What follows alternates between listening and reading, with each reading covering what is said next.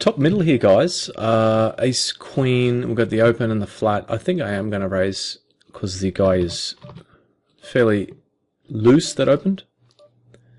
Definitely on the aggressive side. And the guy that flatted behind, he could be trapping some of the time, but I've got him marked as a fish, and his stats indicate that he could be capable of some random stuff. I mean, it's not like he's tight or anything, is basically what I mean by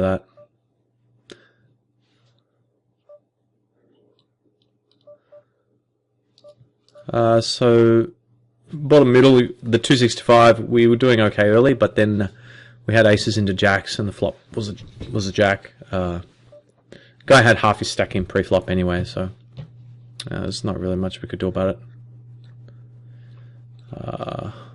But we're still in. But it's just annoying to get short in that tournament because of the bounty prize pool. It just means that you're more of a target, which, you know, can help you to get chips back, but at the same time, you know, you want to be in a position to bust people. That's where a lot of the value from the tournament comes from, and we're not in a position to bust anyone at the table right now, so it's a bit unfortunate.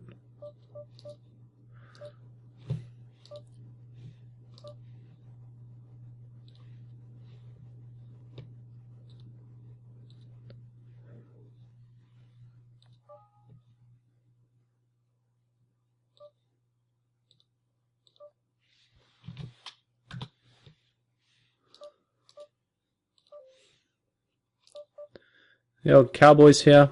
Let's shove that one all in. We've already got two all-ins in front of us. Not really too much point Hollywooding and then calling, I guess. I mean, I think if a player's got a hand behind anyway, it's not going to make too much difference. You'll notice this session, guys, I'm actually recording every second half, just because it's pretty intense going hour to hour, like full break to break. But yeah, I think just second half of each level is a bit more comfortable. Gets a bit draining, sort of, you know. I love speaking to you guys, but it's focusing on all the tables and then talking as well for like 5-6 hours if I do a big, you know, record a lot of the action is pretty hardcore. So kings didn't work out, and I think that's been the theme of this session so far, is overpairs not really holding, but I do feel like there's going to be a reversal. I really do think there could be a big reversal coming up soon. Top middle, I think I'm just going to check. I mean, I think there's really not too much point to betting there, because you're not going to fold an ace, and you might fold a jack though, because, I mean, these guys, I don't really have any notes on them. They're probably just sort of standard loosies, and if it was heads up, I mean, there's more merit to it, because you're going to fold a jack. You might even fold a weak ace some of the time, and with some barrels. But here I decided to check call, and I think that's a reasonable option. And I was obviously hoping that more players would stay in, and it would stay multi-way, but it hasn't. I don't think I'm going to bluff here. I mean, this guy did bet. Well, he's on the button though, so it's kind of close. Maybe he's got the same sort of hand. Yeah, I mean, I guess I just bet. Oh, it's so close. Like 10, 10, queen, king, 10. Check it. Yeah, he's got the ace. I mean, didn't really look like he was folding.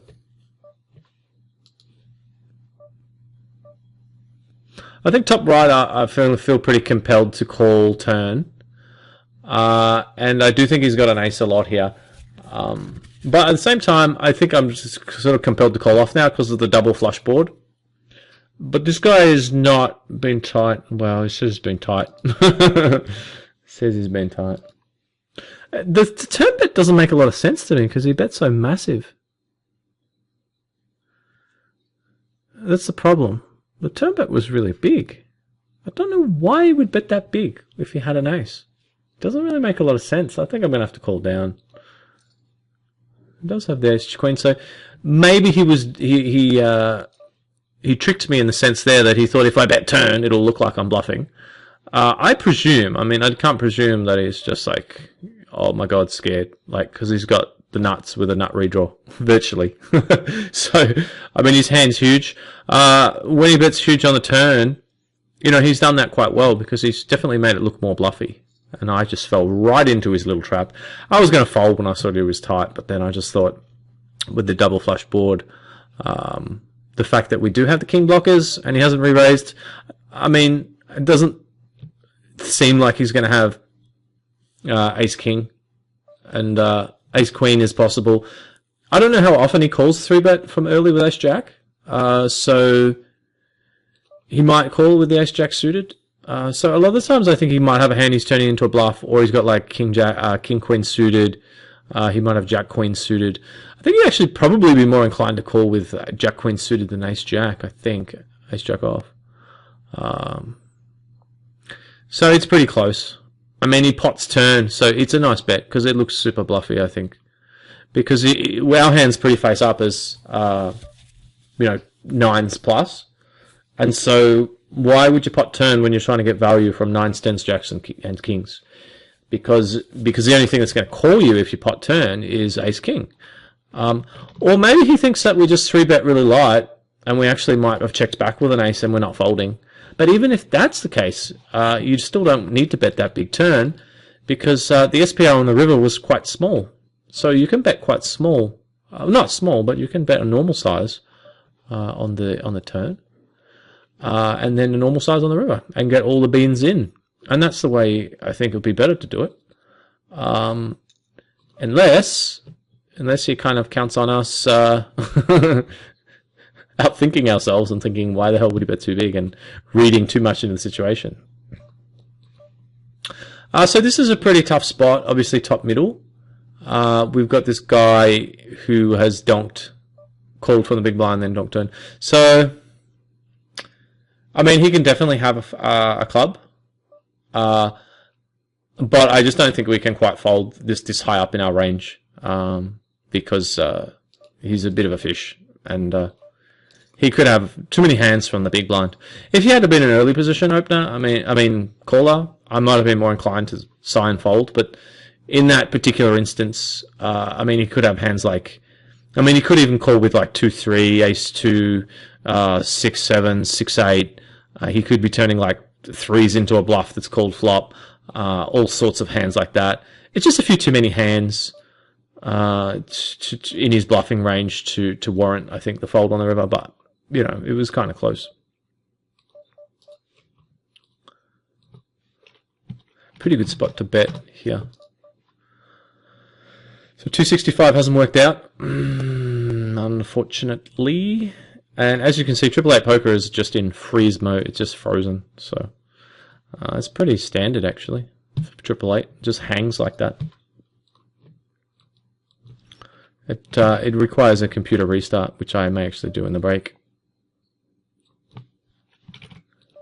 Because I do want to take a little peek at what's going on there with their Excel series that's on. That's really not that much of an impressive series, though.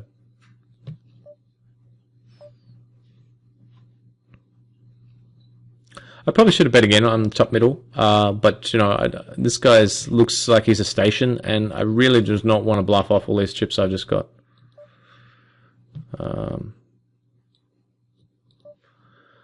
But I mean, I think we can call now because we've got a lot of outs. And I think I'm going to check again here, but it's pretty close. Well, are we? Ace jack and ace 10 can maybe call flop. You know what? I might just bet it. Just a bit risky in case he shoves, because he could have clubs. But I mean, he could have a king. He could have ace 10 or ace jack and have floated. Which, I mean, we should check for it. Yeah, I mean, it's pretty close. Maybe we should have checked, actually. I mean, ace jack. But, I mean, he can probably is going to bet turn with a queen and a king. It's nice that he's made that raise size and not put us under, like, any more pressure. It does kind of look flushy, but it's 1,600 to call, and there's a gazillion in there, 7,000. So, he's actually got the straight. So, I mean, Sorry guys, just got some other hands going on. So yeah, I mean he would have bet that river, and then I probably would have raised, and then he probably would have never ever folded. So yeah.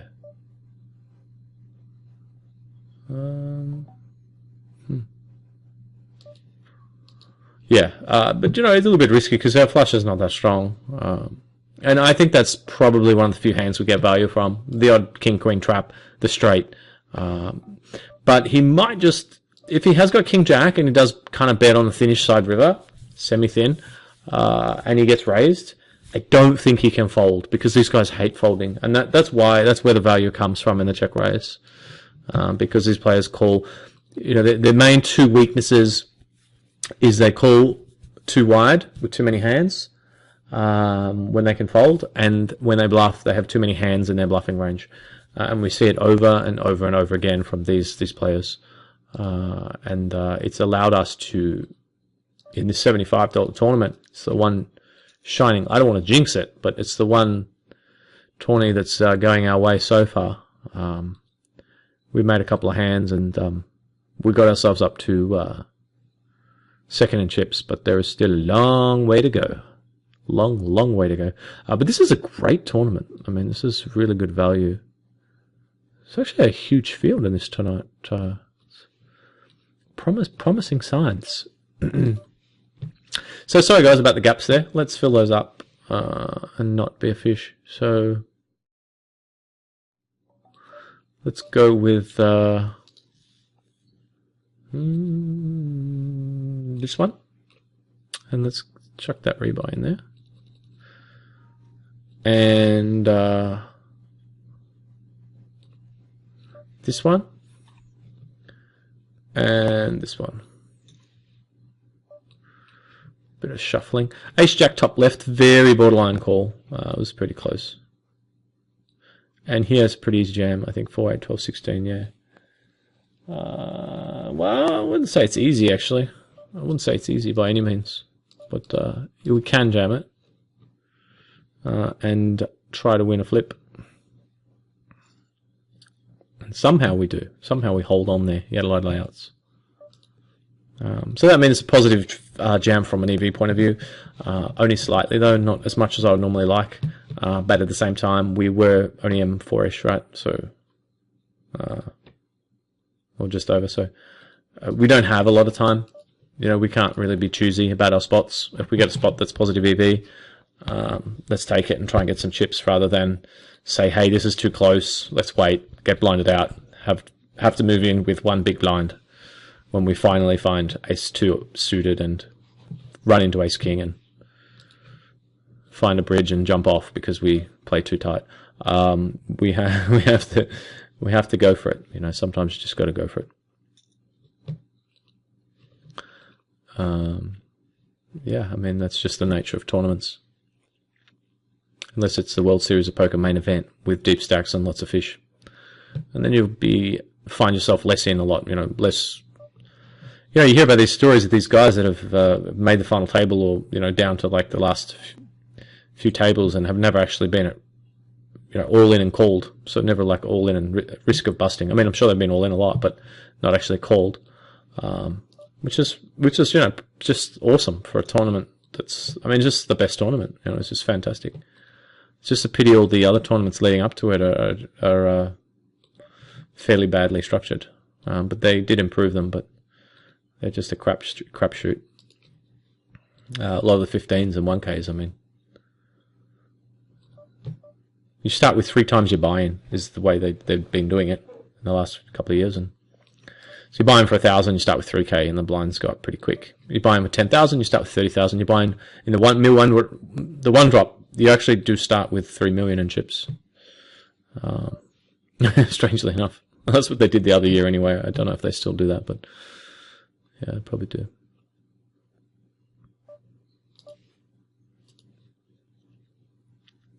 Just pop this one over here. And what was I going to do? Just check this lobby because there's a couple of 20s I was on the fence about. But I think I will fire them up. just because I've been having a bit of a tendency. One of my tendencies today has been to bust. It's very exploitable, not winning flips. But let's see if we can how the kings perform. I've actually been busted with kings 4 or 5 times today, believe it or not. 4 or 5 times I've been busted with kings. Once against aces, and twice just couldn't hold. But that one is going to be pretty hard to lose. Wow, that was going to be, yeah, I mean, hard to lose with kings against king queen and 10-4. Yeah, if ever that we were going to hold, that was the one, you know. Wow, that's the sort of shape you want to get it in as. I think I will put in the little one here. We get a lot of leverage against this guy, and I think he folds just enough. But don't hold me to that. Don't hold me to that. The thing is that I don't really want to just jam, because we've got 2 M sort of 8s and 9s behind, and he's M9-ish. And it is a turby, so the average stack's quite low, and we got a few chips to play with. But at the same time, I think that the A6 against cut-off steel is just a little bit too strong to be folding. We got the blocker. He is only M sort of just under M9. We can get a lot of leverage from our raise. We do not need to make the raise large. You can see I've made it quite small. And if we do get jammed, we can fold. And once in a while, he's got king, jack, king, queen. But that's just bad luck. A lot of the time, he'll have us crushed. This bottom middle one's kind of funky. I don't know if there's much we can do here. Just trying to think if there is.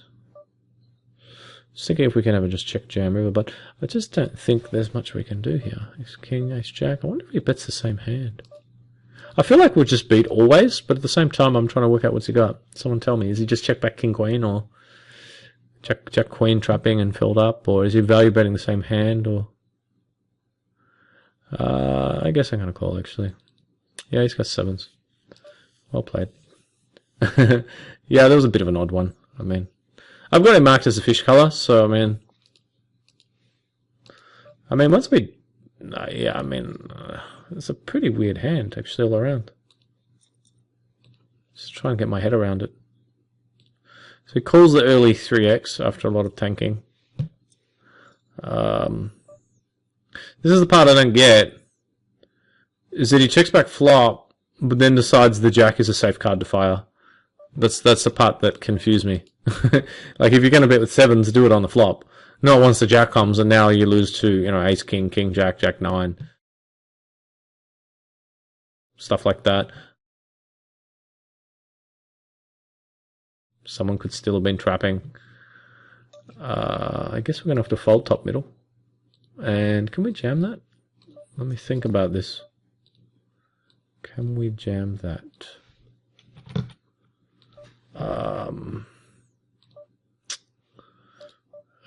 3, 6, 9, 12, M4, 8, 12, 16-ish, king 7s. I'm guessing not quite. Yeah, it's not quite a jam. But, I mean, we have like 12, 6 bigs.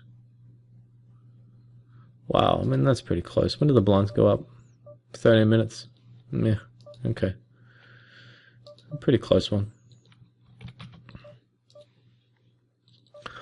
Top right, I mean, this is one of those things where he's not repping anything. He's gone ahead and repping the nothing here. We actually have the best hand a lot, but do we really want to find out? Because he gets pretty good leverage with his stack size.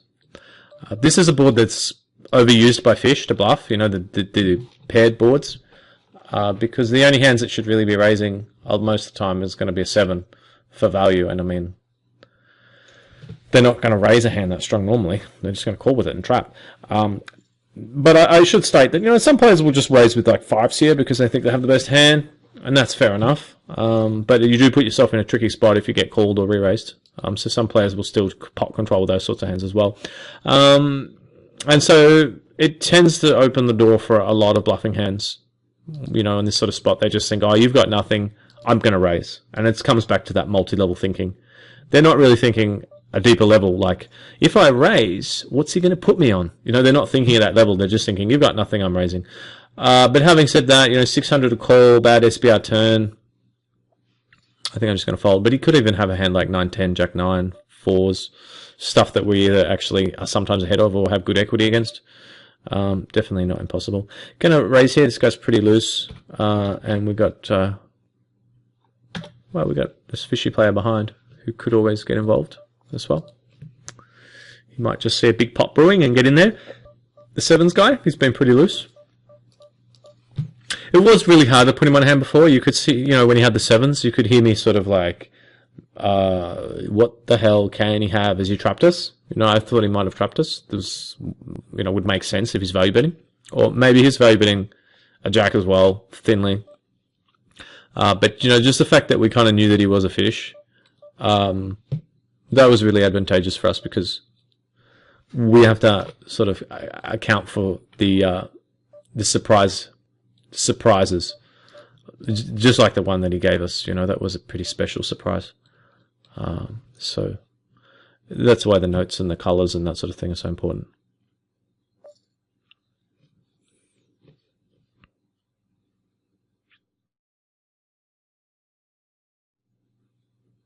So this guy, I mean, he doesn't fold to a lot of 3-bets, and he's a bit loosey-goosey, fishy. Don't think we can quite fold. Or can we?